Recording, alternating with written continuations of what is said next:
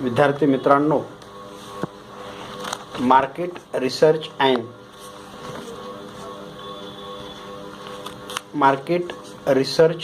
And foreign trade VB या विषयातील जे तिसरं प्रकरण आहे आपलं, धडा क्रमांक 3, ग्राहकांची वर्तवणूक, ज्याला आपण इंग्रजीमध्ये बायर्स बिहेवियर असं आपण म्हणतो. या पाठातील व्हिडिओ क्रमांक 2 मध्ये आपलं हार्दिक स्वागत. मित्रांनो, आज किंवा यापूर्वीच्या व्हिडिओमध्ये आपण ग्राहकांची वर्तणूक म्हणजे काय, त्याची व्याख्या आणि अर्थ याविषयीची चर्चा केली. आजच्या या व्हिडिओमध्ये ग्राहकांच्या वर्तणुकीचा अभ्यास करण्याची गरज, ज्याला need for studying buyers behaviour असं आपण इंग्रजीमध्ये म्हणतो. मित्रांनो, आधुनिक युगात उत्पादकांना ग्राहकांच्या वर्तणुकीचा किंवा मानसशास्त्राचा अभ्यास करणं अत्यंत गरजेचं ठरत आहे. त्याचं कारण असं आहे की आज बाजारपेठ ही ग्राहक केंद्रित असल्यामुळे बाजारपेठेत वस्तूंच्या विक्रीबाबत तीव्र स्वरूपाची स्पर्धा असल्याचं वातावरण आपल्याला दिसून येतं. अशा परिस्थितीमध्ये ग्राहकांच्या प्रवृत्तीचा आणि ग्राहक वर्तणुकीचा सूक्ष्मरित्या अभ्यास करणं काळाची गरज आहे. मित्रांनो, ग्राहक वर्तणुकीचा अभ्यास करण्याची गरज पुढील मुद्द्यांच्या सहाय्याने आपल्याला व्यवस्थितपणे विश्लेषित करता येईल. त्यातला पहिला मुद्दा आहे मित्रांनो की बाजारपेठेतील विभिन्नता. आज आपण नेहमीच म्हणतो की भारत हा विविधतेने नटलेला देश आहे. भारतामध्ये अनेक भाषा आहेत, अनेक प्रांत आहेत, अनेक जाती आहेत, अनेक धर्म आहेत. इतकंच नव्हे तर देशातील प्रत्येक भागातली नैसर्गिक परिस्थिती सुद्धा वेगवेगळ्या प्रकारची असल्याचं आपल्याला दिसून येतं. त्याचबरोबर तेथील वातावरण, तेथील सामाजिक आर्थिक बाबीसुद्धा वेगवेगळ्या असल्याचं आपल्याला दिसून येतं. आपण पाहतोय की पूर्वोत्तर राज्यामध्ये असणारी जी स्थिती आहे, ती स्थिती पश्चिमेकडच्या अहमदाबाद किंवा इतर शहरामध्ये असू शकत नाही किंवा तशा प्रकारची नाही. याचबरोबर उत्तरेमध्ये आपण लडाखचा किंवा भाग विचारात घेतला तर त्या ठिकाणी असलेलं वातावरण, त्या ठिकाणी असलेलं राहणीमान, त्या ठिकाणी असलेली नैसर्गिक स्थिती हे दक्षिणेतील रामेश्वरम इथं असल्याचं दिसत नाही. म्हणजे मला एवढंच सांगायचं या मुद्द्यातून की आपल्या देशातील स्थिती ही वेगवेगळ्या प्रकारची आहे. तशाच पद्धतीनं बाजारपेठेमध्ये सुद्धा वेगवेगळ्या प्रकारची स्थिती आणि अवस्था असल्याचं आपल्याला दिसून येतं. समाजातील प्रत्येक व्यक्ती हे इतरापेक्षा वेगळ्या प्रकारची आहे, भिन्न स्वरूपाची आहे. आणि देशातील बाजारपेठांचं स्वरूपही पाहिलं तर आपल्याला असं लक्षात येतं की बाजारपेठेमध्ये सुद्धा एक बाजारपेठ इतर बाजारपेठेपेक्षा वेगळी असल्याचं, एका बाजारपेठेतील स्थिती ही इतर बाजारपेठेतील स्थितीसारखी असेलच अशी काही खात्रीपणे सांगता येत नाही. याचबरोबर बाजारपेठांची रचना असू देत की बाजारपेठांचं स्वरूप असू देत, हे एका बाजारपेठेपेक्षा दुसऱ्या बाजारपेठेचं सारख्या स्वरूपाचं असल्याचं आपल्याला दिसून येत नाही. मग प्रत्येक बाजारपेठेतली स्पर्धासुद्धा वेगळ्या प्रकारची आहे. प्रत्येक बाजारपेठेतील ग्राहकांचा आर्थिक आणि सामाजिक दर्जासुद्धा वेगवेगळ्या प्रकारचा आहे. विक्रेत्यांची स्थिती आणि शक्ती याही बाबतीत विविधता असल्याचं आपल्याला दिसून येतं. आपण पाहतोय की फक्त भारत देशाचा विचार केला तर, आपण अन्नधान्याच्या बाबतीमध्ये विचार केला तर आपल्याला असं लक्षात येतं की उत्तर भारतामध्ये गव्हाचा मोठ्या प्रमाणावर अन्न म्हणून उपयोग होतो, तर तेच दक्षिण भारतामध्ये तांदळाचा उपयोग अन्न म्हणून मोठ्या प्रमाणावर होत असल्याचं आपल्याला दिसून येतं. महाराष्ट्र आणि गुजरातचा काही भाग फक्त ज्वारी बाजरीचा वापर करत असल्याचं दिसून येतं. परंतु आज आपण संपूर्ण देशाचा विचार केला तर देशाचं प्रमुख अन्न हे भात असल्याचं आपल्याला दिसतं. म्हणजे सांगण्याचं तात्पर्य एवढं आहे की देशातील समाजातील आर्थिक स्थिती असोत, सामाजिक स्थिती असोत किंवा समाजातील लोकांचं राहणीमान असो, देशातल्या प्रत्येक भागामध्ये वेगवेगळ्या प्रकारचं असल्याचं आपल्याला दिसून येतं. आणि मग अशा स्थितीमध्ये आज आपण पाहतोय, आज आपल्याकडं महाराष्ट्रामध्ये आजही ग्रामीण भागामध्ये मोठ्या प्रमाणावर धोतराचा वापर कपड्याचा पुरुषामध्ये सामान्यपणे केल्याचं आपल्याला दिसतं. परंतु दक्षिण भारतामध्ये आपण गेलोय तर त्या ठिकाणी मोठ्या प्रमाणावर लुंगीचा वापर पुरुष कपडे म्हणून वापरत असल्याचं आपल्याला दिसून येतं. उत्तर भारतामध्ये वेगळाच पोशाख असल्याचं दिसतं. तर आपण इकडं आसाम असू देत किंवा अरुणाचल मिझोराम असू देत, या राज्यामध्ये त्यांच्या राहणीमानाचं किंवा कपड्यांची स्थिती ही वेगळ्या वेगळ्या प्रकारची असल्याचं दिसून येतं. मग इतकी जर विविधता असेल तर बाजारपेठेमध्ये सुद्धा तशाच प्रकारची विविधता असल्याचं आपल्याला दिसून येतं. आणि त्यामुळं मला वाटतं की प्रत्येक बाजारपेठेतली स्थिती ही इतर बाजारपेठेसारखीच असेलच अशी सांगता येत नाही. म्हणून त्या बाजारपेठेतील त्या ग्राहकांचा, त्यांच्या राहणीमानाचा, त्यांच्या सामाजिक स्थितीचा, त्यांच्या आर्थिक स्थितीचा, त्यांच्या खरेदीच्या प्रेरणांचा अभ्यास करण्याची आपल्याला गरज असते. आणि म्हणूनच ग्राहकांच्या वर्तणुकीचा अभ्यास करण्याची आपल्याला आवश्यकता असते.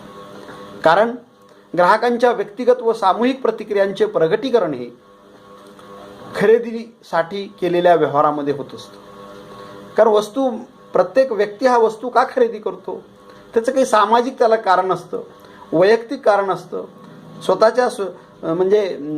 स्वतःच्या संरक्षणाचं काही कारण असतं, स्वतःच्या अभिमानाचं काही कारण असतं, इतरांच्या प्रेमापोटी काही वस्तू खरेदी केलेल्या असतात.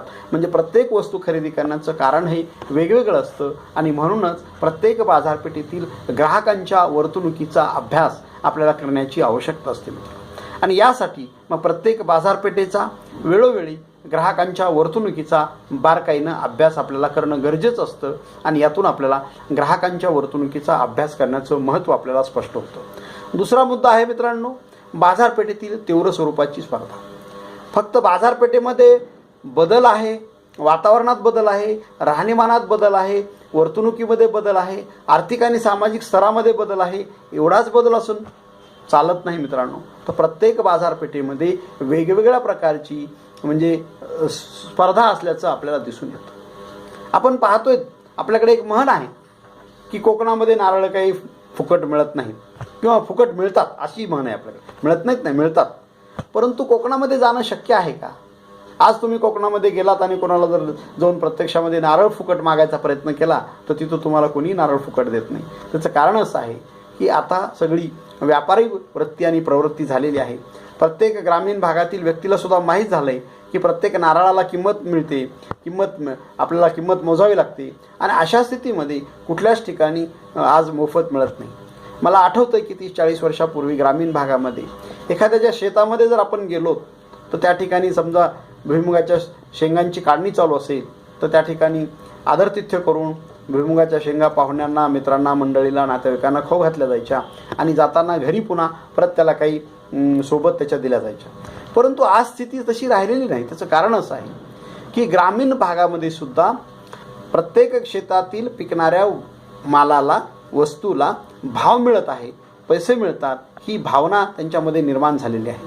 आणि त्यांनी असं जर ठरवलं की लोकांना मोफत द्यायचं तर त्यांच्या शेतकऱ्यांच्या पदरामध्ये काही शिल्लक राहणार नाही. म्हणून ते आज तशा प्रकारची रूढी आणि पद्धती दिवसेदिवस कमी होत असल्याचं आपल्याला दिसून येतं. मला सांगण्याचं उदाहरण इतकंच आहे की आज बाजारपेठेमध्ये तीव्र स्वरूपाची स्पर्धा निर्माण झाली आहे. आणि अशा या स्पर्धेमध्ये आपल्याला खूप मोठ्या प्रमाणावर बाजारपेठेमध्ये स्पर्धा निर्माण झालेली असल्यामुळं बाजारपेठेमध्ये जर एखाद्या उत्पादकाला, विक्रेत्याला, व्यावसायिकाला स्वतःचं अस्तित्व टिकवून ठेवायचं असेल मित्रांनो, तर आपल्याला त्या स्पर्धेला सामोरं जाणं गरजेचं असतं. मग आपण त्या स्पर्धेमध्ये टिकू कधी शकतो? त्या स्पर्धेला यशस्वीपणे आपण सामोरं केव्हा जाऊ शकतो? जर बाजारपेठेतील ग्राहकांच्या मानसिकतेचा, बाजारपेठेतील ग्राहकांच्या वर्तणुकीचा आपण अभ्यास केला तरच आपल्याला ते शक्य होतं आहे. त्याचं कारण असं आहे की वारंवार बाजारपेठेमध्ये बदल होत असतात आणि त्या बदलाचा परिणाम ग्राहकांच्या वर्तणुकीवर, ग्राहकांच्या वस्तू खरेदीवर होत असतो. आणि ती जर माहिती आपल्याला नसेल तर आपण पारंपरिक पद्धतीनं वस्तूचं उत्पादन करत असू तर ग्राहक ती आपली वस्तू स्वीकारणार नाही, ग्राहक ती वस्तू आपली ॲक्सेप्ट करणार नाहीत. कारण ग्राहक सातत्यानं नाविन्याचा, नवीन वस्तूंचा, नवीन बाबींचा, नवीन टेक्नॉलॉजीचा सातत्यानं अंगीकार करत असल्याचं आपल्याला दिसून येतं. आपण पाहतोय की जुन्या काळामध्ये ज्या काही फॅशन्स होत्या कपड्याच्या त्या आज राहिलेल्या नाही. फॅशन्समध्ये बदल झालेला आहे, प्रत्येक राहणीमानामध्ये बदल झालेला आहे. आणि मग अशा बदलाचा जर आपण स्वीकार नाही केला उत्पादकांनी, विक्रेत्यांनी, व्यावसायिकांनी, तर ग्राहक त्याला प्रतिसाद देणार नाहीत, ग्राहक त्याची वस्तू स्वीकारणार नाहीत आणि पर्यायानं तो स्पर्धेतून बाजूला पडेल, व्यवसाय तोट्यामध्ये चालेल आणि मग ते शक्य नसतं. म्हणून मला हे सांगायचं आवडतं तुम्हाला की बाजारपेठेमध्ये तीव्र स्वरूपाची स्पर्धा दिवसेदिवस वाढत असल्यामुळं आपल्याला ग्राहकांच्या वर्तणुकीचा अभ्यास करण्याची अत्यंत गरज असते. कारण ग्राहकांच्या मनामध्ये असलेल्या बाबींचा किंवा त्यातील काही घटकावर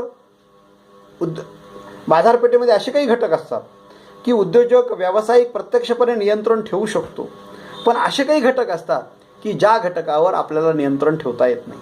मग नियंत्रण ठेवता येणारे घटक कोणते? वस्तूंचा दर्जा असेल, वस्तूंची किंमत असेल, वस्तूंचा पुरवठा असेल, वस्तूंची विक्रोत्तर सेवा असेल. या सर्व बाबी व्यावसायिक, उत्पादक किंवा मध्यस्थ हे सगळे व्यवस्थितपणे त्याच्यावर नियंत्रण ठेवू शकतील, त्या आवर घालण्यासाठी प्रयत्न करतील. परंतु बाजारपेठेतल्या ग्राहकांच्या मनातल्या काही गोष्टी असतात, जसं की ग्राहकांची आवडीनिवडी, ग्राहकांची सामाजिक आणि आर्थिक स्थिती, ग्राहकांच्या काही सण उत्सव वगैरे, ग्राहकांच्या फॅशन्स, या सगळ्या सातत्यानं ग्राहकांच्या मनावर असतात आणि या बाबीवर आपण नियंत्रण ठेवू शकत नाही. मग आपण नियंत्रण ठेवू शकत नाही तर काय करायला पाहिजे? आपण ग्राहकांच्या आवडीनिवडीचा विचार करायचा, त्यांना कोणत्या वस्तू हव्या आहेत, त्यांच्या राहणीमानामध्ये कोणता बदल झालेला आहे, त्यांच्या फॅशन्समध्ये कोणता बदल झालेला आहे आणि त्या बदलाप्रमाणे जर आपण आपल्या वस्तूमध्ये बदल केला मित्रांनो, तर निश्चितच आपल्याला ग्राहक चांगल्या पद्धतीचा प्रतिसाद देतील, आपल्या वस्तू स्वीकारतील, आपल्या वस्तू विक्री होतील जास्तीत जास्त. म्हणजेच आपण बाजारपेठेतील आपला असणारा जो काही हिस्सा आहे, जो शेअर आहे, तो कायम राहील आणि त्यामुळं आपण स्पर्धेमध्ये यशस्वीपणे टिकून राहू.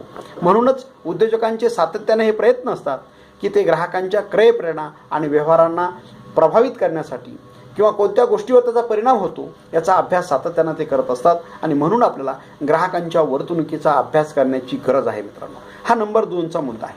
तिसरा मुद्दा आहे मित्रांनो, तिसरं कारण आहे ग्राहकांच्या वर्तणुकीचा अभ्यास करण्याचं. ते कारण म्हणजे विपणन धोरणे आणि कार्यक्रमावर परिणाम. एखाद्या व्यावसायिकाने आखलेली धोरणे व विपणनाचे कार्यक्रम आणि ग्राहकांची वागणूक या बाबींचा परस्परावर ठराविक मर्यादेपर्यंत परिणाम होत असतो. पुन्हा एकदा समजून घ्या. एखाद्या व्यवसायाने आखलेली धोरणे व विपणनाचे कार्यक्रम आणि ग्राहकांची वागणूक या बाबींचा परस्परावर ठराविक मर्यादेपर्यंत परिणाम होत असतो. जसं की एखाद्या व्यवसायाने एक उधार विक्रीचं धोरण ठरवलं, एखाद्या व्यावसायिकाने स्पर्धेचं धोरण ठरवलं, एखाद्या व्यावसायिकाने एखादी योजना आणलेली, ज्याला स्कीम आणलेली, सवलत आणलेली, की आपण पाहतोय दिवाळीच्या काळामध्ये वेगवेगळ्या प्रकारच्या सवलती आल्या होत्या. Buy two get 3, buy 1 and get 2, अशा पद्धतीच्या वेगवेगळ्या प्रकारच्या योजना, वेगवेगळ्या प्रकारच्या सवलती, वेगवेगळ्या प्रकारच्या स्कीम्स ग्राहकांना प्रोत्साहित करण्यासाठी, ग्राहकांना प्रभावित करण्यासाठी व्यावसायिक अधूनमधून करत असतात.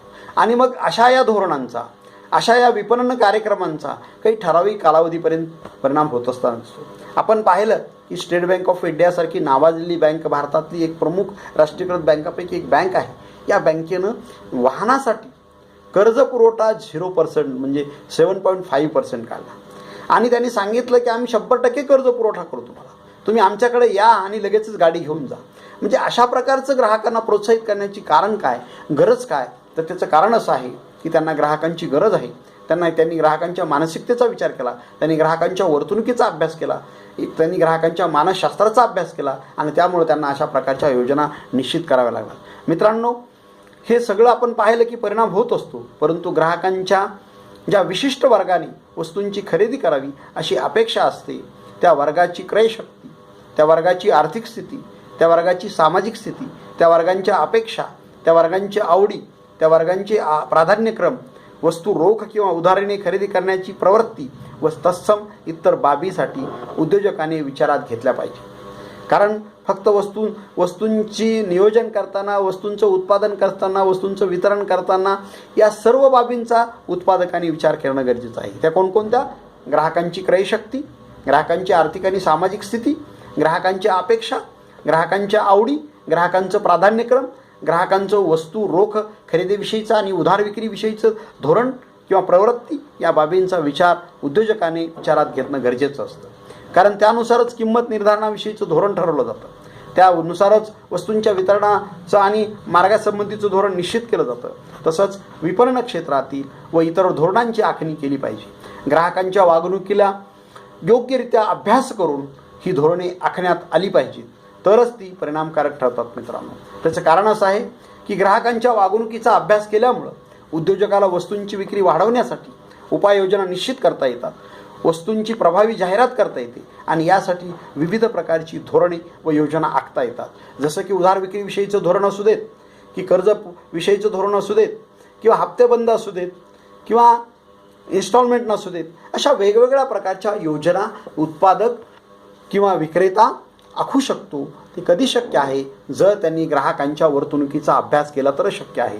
आपण पुढील व्हिडिओमध्ये मित्रांनो ग्राहकांच्या वर्तणुकीचं महत्त्व, आपण ग्राहकांच्या वर्तणुकीची गरज अभ्यासली आता, आणि म्हणजे needs for studying buyers behaviours, needs for studying buyers behaviour म्हणजे ग्राहकांच्या वर्तणुकीचा अभ्यास करण्याची गरज, याविषयीची आपण चर्चा आज आपण आजच्या ह्याच्यामध्ये केलेली आहे. पुढील व्हिडिओमध्ये आपण ग्राहकांच्या वर्तणुकीचे महत्त्व, इम्पॉर्टन्स ऑफ बायर्स बिहेवियर या विषयावर आपण चर्चा करूयात. मित्रांनो, मी या ठिकाणी थांबतो. धन्यवाद. आपण पुढच्या व्हिडिओमध्ये भेटूयात.